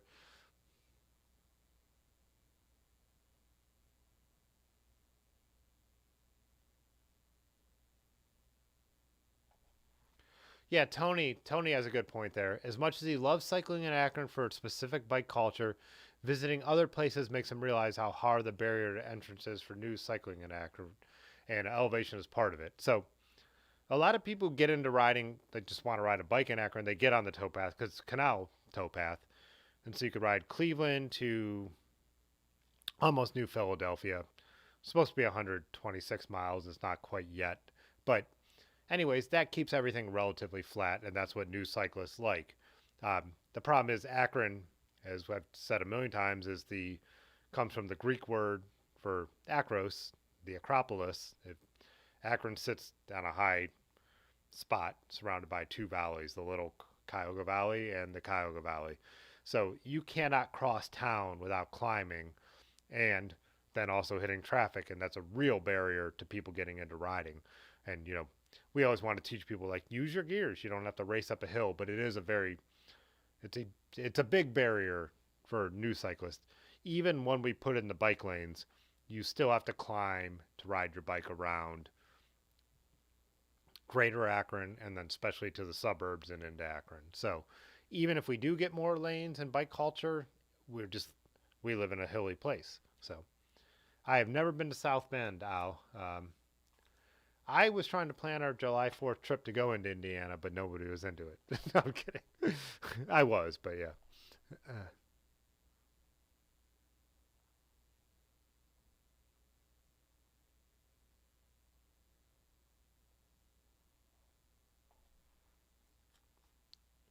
JB Meek said, "Pass beat streets." I'm a mix. And I've ridden my bike in New York City, and I had a freaking blast doing it. When I was in Paris, I wish I had my bike, and I wish I was bombing around those streets with like the Parisians who really knew how to ride bikes. So yeah, I like everything. I like riding my bike everywhere. I don't think I'll ever be like a New York bike messenger, um, but I do get bored on bike pass after a while. But I always say this, and I'm like, the people make the ride. Um, so when I go ride with my friends and we go and have some beers and we go do something fun, even if I've ridden my bike to Kent 1,000 times now, like the weather changes, the scenery changes because we have four seasons here in Ohio, which is a big thing that people discount sometimes. Like those snow rides when we're not getting dumped on, but there's just some snow on the ground, it's December, not March. Like the March when I'm over it. Like it's really pretty and peaceful and nobody else is out and you have it to yourself. There's been absolutely beautiful nights out on the bike pass where it's like it sounds quiet, everything is dampened, and I love it. And then fall here is so beautiful. And like Connecticut too. We were in Connecticut, me and Ben. We were climbing like the hills and it was like tough riding and it was amazing. So it just depends. See what else I've missed. Yeah, Tony, like, yeah, our degenerate group is different than most people. Most people aren't going to find the kind of riding that we've found here in Akron. So,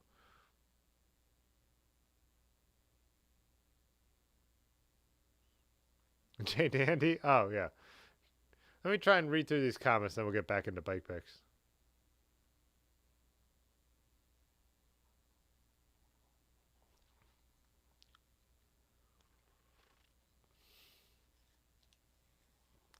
JB said you said the only way you feel safe on the street is in big, large groups. I understand that. Yeah.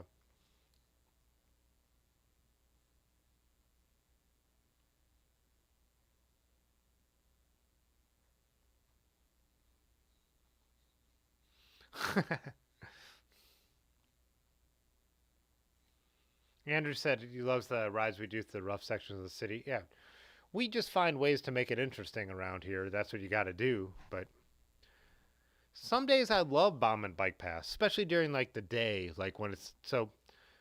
There's certain bike paths, like during the pandemic, the towpath through the Cuyahoga Valley was unrideable because everyone was out hiking, and I can't blame them. There was nothing else to do. But we didn't ride it. We started riding country roads way more during like pandemic's not over. Don't get on my case. But like really in 2020, in the summer of 2020, we were going out into the country.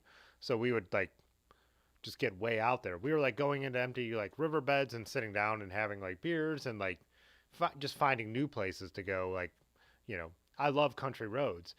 Our problem is we're surrounded by suburbs, so you have to fight your way through the suburbs to get out into the country. But yeah, getting out in the country is more interesting to me sometimes, but there's lots of options to do around here. So,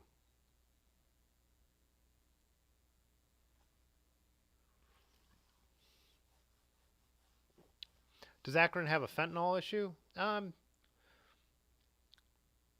It does. I don't think any worse. I don't think we're like higher on the spectrum than anyone else in the Midwest would be. Oh, was it cherry blossom last week? Where ours is going to be JB Meek, our cherry blossom. We have a bunch of cherry blossoms along the towpath here, but they moved it to April 9th because this cold weather has delayed the blossom. So Denver Metro has great trails. So I remember being in Boulder um, in 2000, and I wasn't even like I said, I back then I didn't consider myself a cyclist. I was a dude who owned a bike. But I couldn't believe the trail system through the city of Boulder, uh, which went all the way into Denver, I believe. And that I think I was there in 2000. So I could only imagine how they built that out since then.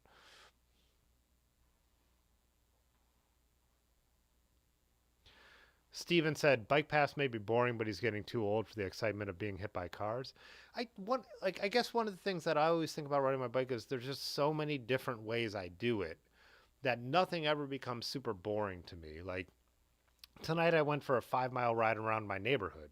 I know my neighborhood, but the sun was out, and I'm like, I I just needed to get out, and I couldn't stand in here, and like I worked all day long, and I'm like, just to get like, and I wasn't even pushing the pedals hard. I took that old blue Peugeot with flat bars and just cruised around and enjoyed myself. And other days I like ride a trail I've ridden a million times, but I feel like pushing myself. So then the experience is that I am going head down and getting a really good workout. And like I said, other times I'm riding with my friends and we have a destination. Like on Sunday in the snow, like we were going to like a guy we know was making this a really good chef at a place we like was cooking. And so it was like the whole thing was we're gonna ride out there and like drink beers and like get really good sandwiches. So yeah, I guess it all just I guess I just don't get I don't have a specific opinion of any kind of riding. The thing is to keep mixing it up, have something that's capable for mountain biking, something that's capable for gravel riding, and then if you do like to work out and go fast, have like a road bike or just ride one of those other bikes harder and be overbiked or underbiked.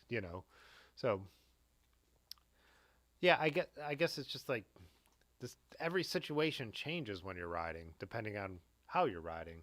So hopefully you have some friends and if not go out for the group ride. Like I like going out for Akron Bike Party. We ride way slower than I would ever ride my bike, but then all of a sudden I'm talking to other people or people I know from different experiences and just you just got to mix it up, you know.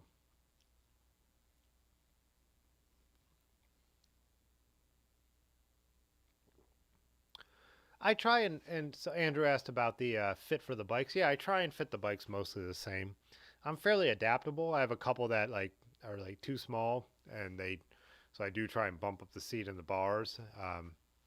But I remember when I used to have my all my bikes upstairs. I'm in the basement of the studio now, and before I built this into more of a bike space, and I looked across them at like the ones I had at the time, and I noticed that the saddle had found a spot that was like even. So it was like naturally kind of get the saddle to pedal drop where I like it. But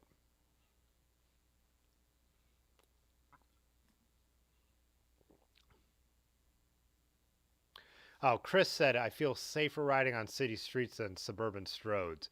Yeah, I hate the suburbs. That's my worst part. Like where I grew up, I ride to my parents' house all the time, and the route I have to my parents' house isn't bad. Like I go through a park. It's on a parkway, and then but when I go beyond their house, where I was saying, even where we rode to the country roads a lot, um, there's a few miles that just suck.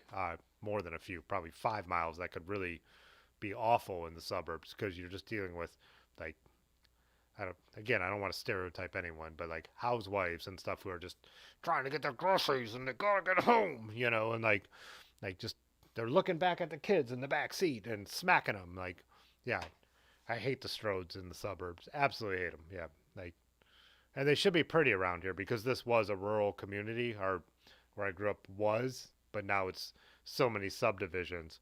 So the main roads are actually kind of these pretty winding, hilly roads, but they're full of like little subdivisions off them. So it's like the people driving them suck. Yeah.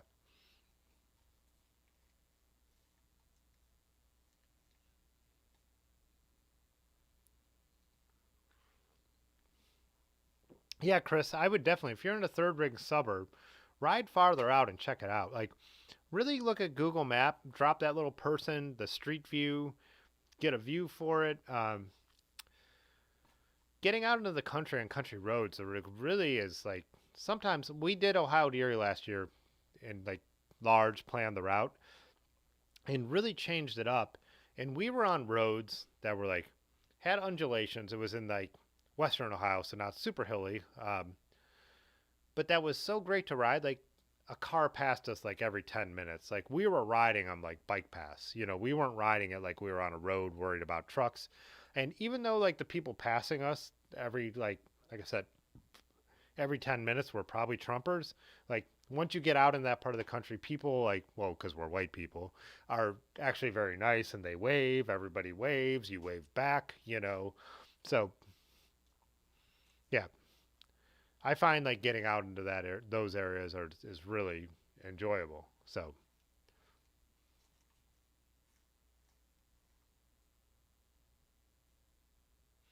Alejandro asked, are all the trails being taken over the states by the effing bikes or just down here with the oldies and lazies?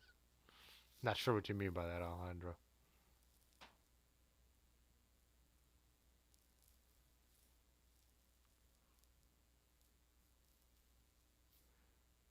Oh, Tim's got jokes.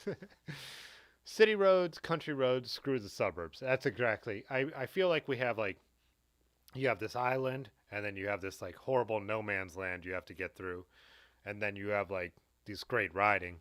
And here in Akron the good thing is if you're not going west, we have north, south, and east we have bike trails out of Akron that can get you into the country without having to deal with the suburbs. So we're largest families from Garrettsville.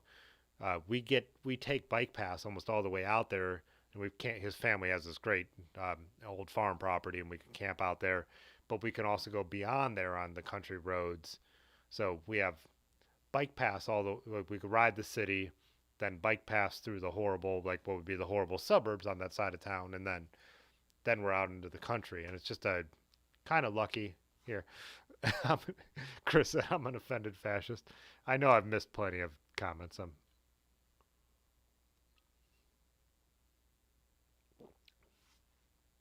Yeah, and Tony, I need you to show me some. And Tony's not the only person who's told me about this, but a couple people told me there's better ways through West Akron, which are the western suburbs.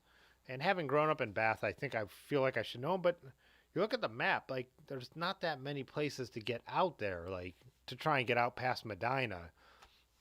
And I've even been trying to figure out, Tony, how to get to like Loggerheads, and I'm like, every road I've driven through, like the edges of Bath and Medina, are just like cars going 65 miles an hour down like um, narrow roads, pitch and tar. What do you call that? Like where they put down the tar and just drop the gravel. Those kind of roads, no painted lines, and cars going like 60 miles an hour. And yeah, the west part of town scares me. All right, Dylan's out. All right, Dylan, blazing keyboards. So yeah.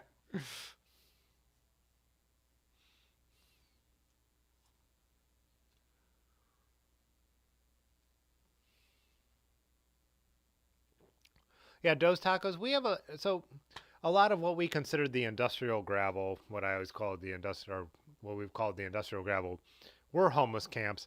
Then they put in the bike paths, and then they moved the homeless somewhere else. When they clean the homeless out of an area, me and Large will go ride those trails. But we try to be respectful of the homeless too, because there's always going to be perpetual homeless people, and the idea of just like it's whack-a-mole the way our city's dealing with it, like just oh we'll squash this camp, but like if you don't offer real solutions, they're just going to move somewhere else, right? And the whole issue of homelessness is a capitalism issue as well. But yeah, whatever. So we all try to, have our respect. The industrial gravel are a lot of homeless highways, and we try and wave and always say hi. And if there's like a big camp where people are living, we try to avoid it because we don't want to. It's not because we're afraid. It's because we don't want to. That's someone's home for the time being. But yeah, Steven said this machine kills suburbs. Yeah, yeah, I like that. You out, Rusty? All right, good night, Rusty. Yeah. Muskrat hates cul-de-sacs. I grew up in a cul-de-sac. That's where I grew up, in the cul-de-sac kind of neighborhood.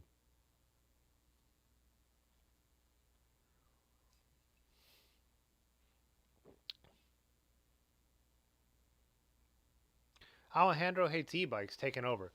We don't have that problem here. I could see like someone who lives in like the big cities. I see where in like New York, like if you're riding like the bike lanes, how e-bikes could be a problem sometimes. Like the delivery guys, the people who don't really, they're not cyclists.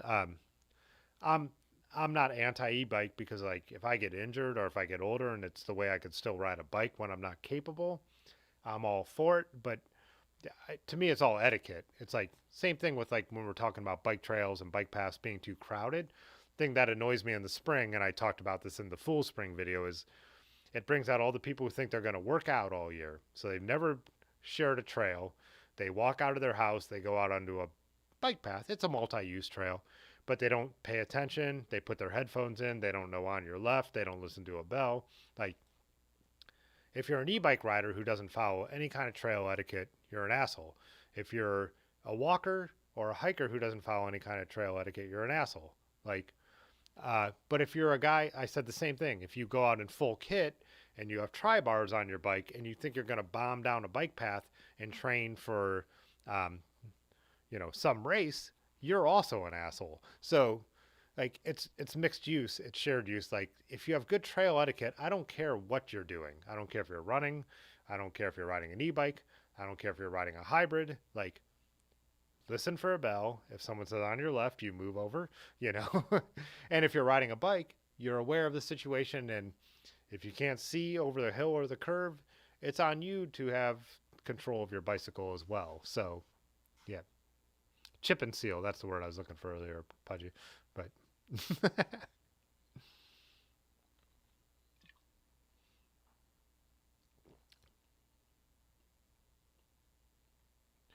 Jay Dandy says he races e-bikes when he gets the chance. Me and Large have done that too. We've get like some.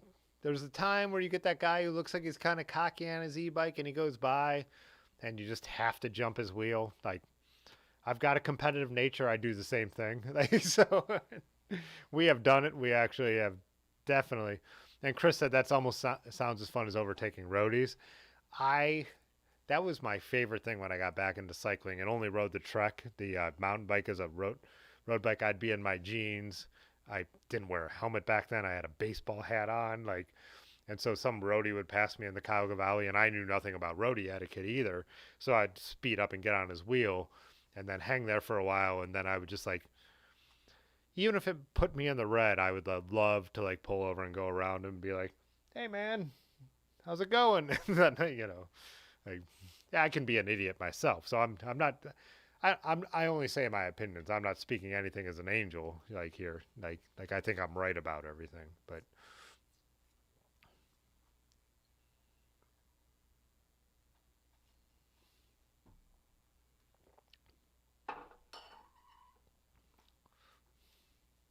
All right, Juan. Yeah, I'm glad you joined us.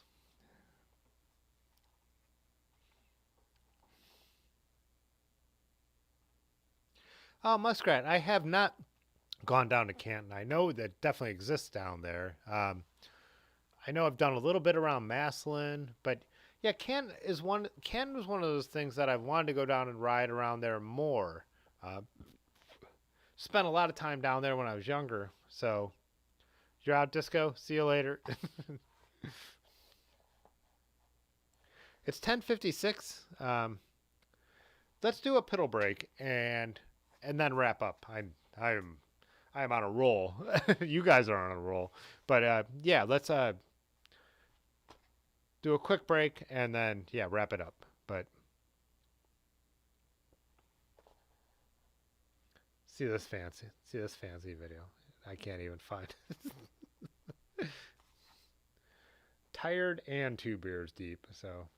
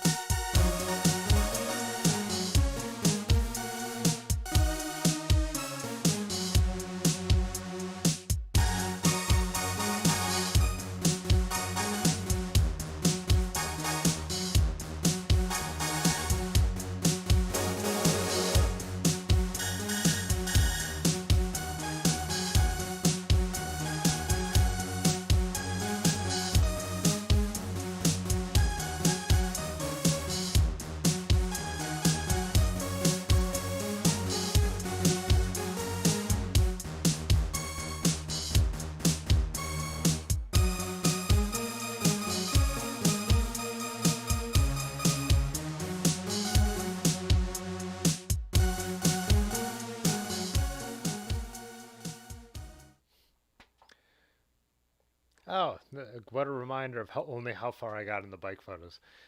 Man, this feels like an old Pudgy. This is an old school stream, huh? Right? just just me ranting, being steered by the chat, but just like rambling. Yeah, it's been a while. Feels good to get back to the roots every once in a while. Rick, when I made that video, I didn't realize it was an After Effects template. It's the computer I'm streaming on now, but it was my main computer at the time. It nearly melted this thing, so.